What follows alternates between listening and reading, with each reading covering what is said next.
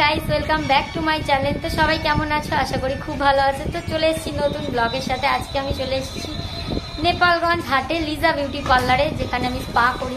এখানে সব কাজ করাই, তোমরা আগেও দেখেছো আমার ব্লগ। তো আমি চলে এসেছি আজকে স্পা করাতে। তো দেখুন, স্পায়ের কাজ শুরু করে দিয়েছে ম্যাডাম মায়া। তো দেখুন, আমরা এখানে খুব মজা করি, হাসি ঠাট্টা করি, করতে করতে কীভাবে সময়টা কেটে যায় বোঝাই যায় না। তবু আমার একটু বিরক্ত লাগে, কারণ আমি চুপচাপ এক জায়গায় মোটেই বসে থাকতে পারি না। কারণ আমি একটু ক্যাকড়া পিছিয়ে যেমন বলে না, সেই একটু চুলবুল চুলবুল এরকম করতে ভালোবাসি, এদিক ওদিক সবসময়। তো দেখুন, আপনারা যদি কেউ নেপালগঞ্জে হাটে আমার ভিউয়ার্স বা দর্শক থেকে থাকেন, তো লিজা বিউটি পার্লারে ইনি খুব কম টাকায় আর খুব ভালো ট্রিটমেন্ট করেন।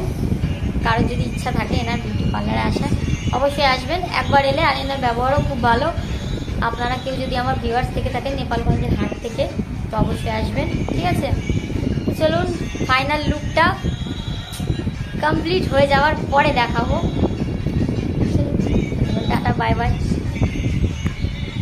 ওই ক্রিম লাগানোর পরে হিট দিয়েছে, এটা গরম গরম লাগছে। এখানে হিট দিয়েছে, দেখুন এটা গরম গরম লাগছে। গরমটা এটা পরে কি করবে জানি না, এর আগে আমি কোনোদিনও করাইনি। চলুন, এটা হওয়ার পরে দেখি কি করা যায়, অবশ্যই আপনাদের সাথে শেয়ার করবো। টাটা। তো দেখুন, এখন আইব্রু করছি।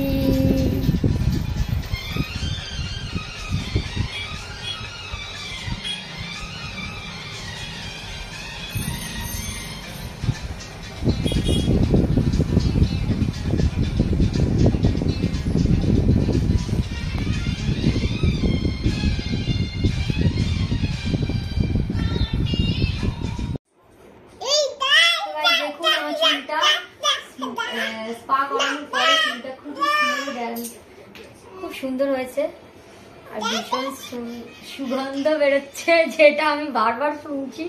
তো চুল পুরো একদম স্মুথ, দেখুন আপনারা দেখতেই পাচ্ছেন, হাতটা দিচ্ছি, দেখুন চলে যাচ্ছে, সিল্কি হয়েছে। তো স্পা যারা যারা করেননি তারা অবশ্যই একবার করে করাবেন, দেখবেন ভীষণ সুন্দর লাগবে। তো এই হচ্ছে আমার ফাইনাল লুক। আমার পিছন থেকে দেখিয়ে দিচ্ছে একবার, দেখুন।